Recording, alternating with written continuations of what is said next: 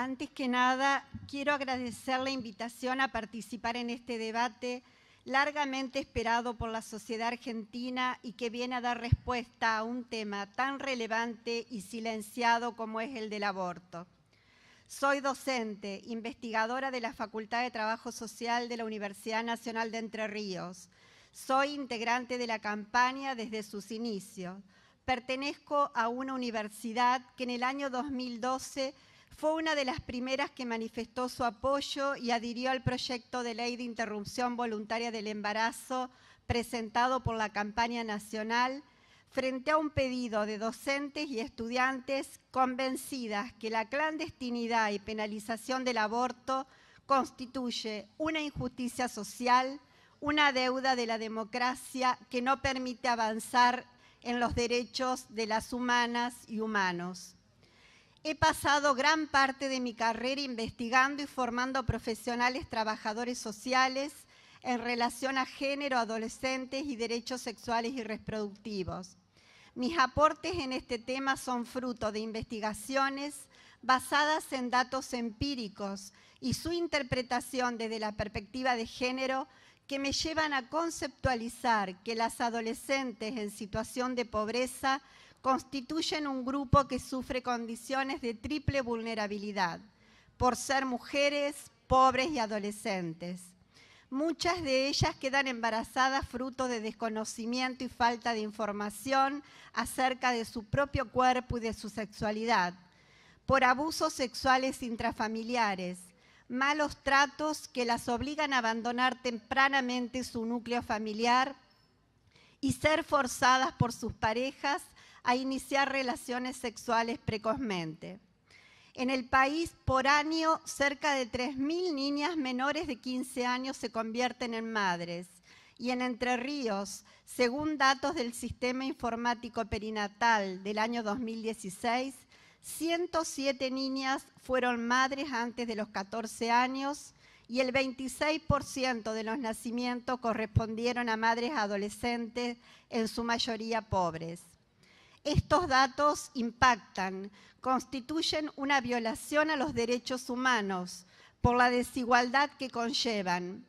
Niñas que deberían estar estudiando, disfrutando de su edad, proyectando un futuro, deben asumir la maternidad con todo lo que esto implica. Es materia de preocupación por el riesgo que representa su salud física y emocional y porque a menor edad mayor es la probabilidad de complicaciones en su salud y de tener abortos inseguros. Esto no es una casualidad ni obra de la naturaleza. Hay responsables políticos.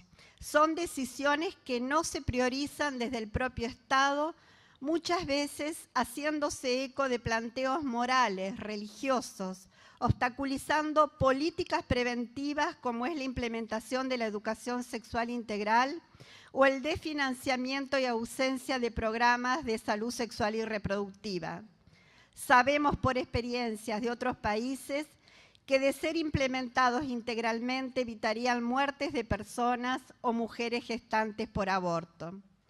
Por eso es tan importante llegar a este momento y asumir desde el propio Congreso de la Nación la responsabilidad y el compromiso de lograr sancionar este proyecto de ley que fue impulsado por la campaña por el derecho al aborto legal, seguro y gratuito, que logró representar inquietudes, necesidades y demandas de nuestra sociedad en la clara evidencia de una lucha por la vida y decir basta a muertes por aborto.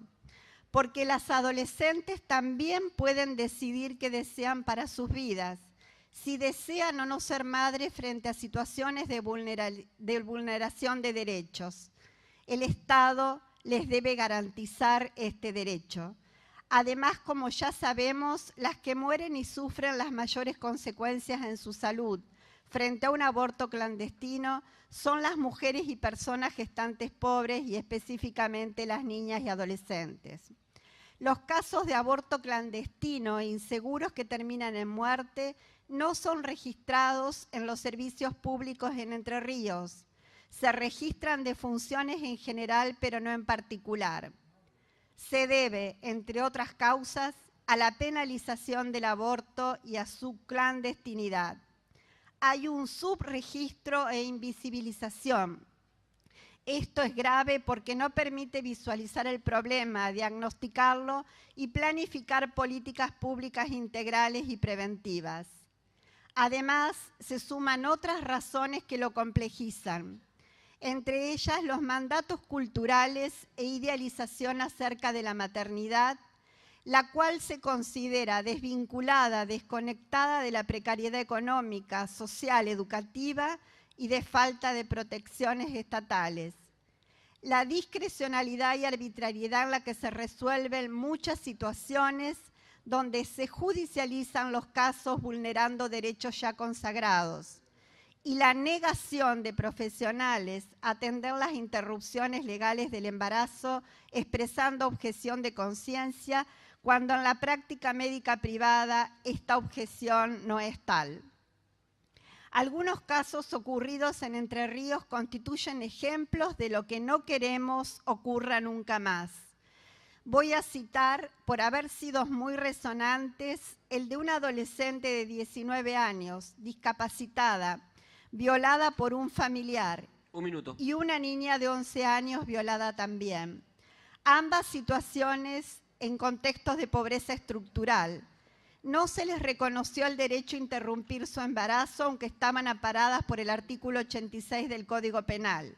Se justificó lo injustificable pensando a las mujeres como un útero, un envase, diciendo que la naturaleza es sabia, aludiendo a la capacidad biológica de gestar.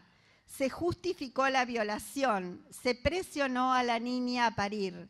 La niña dijo, yo quiero volver a ser como antes, refiriéndose a su situación anterior, pero no fue escuchada por el sistema de salud, la justicia y las autoridades políticas. Por esto debemos despenalizar el aborto porque vulnera los derechos de las mujeres a la salud, las criminaliza, castiga a aquellas que no tienen medios para hacerlo de manera segura, priva a que puedan ejercer la autonomía sobre sus cuerpos y ser libres de tratos inhumanos y crueles. Pero también debemos legalizarlo para que sea una política pública. Vivimos en un país democrático y los derechos deben ser garantizados para reducir daños, limitar el autoritarismo moral, fortalecer la igualdad y construir igualdad. Muchas gracias por convocarnos y darnos esta oportunidad de reflexionar colectivamente.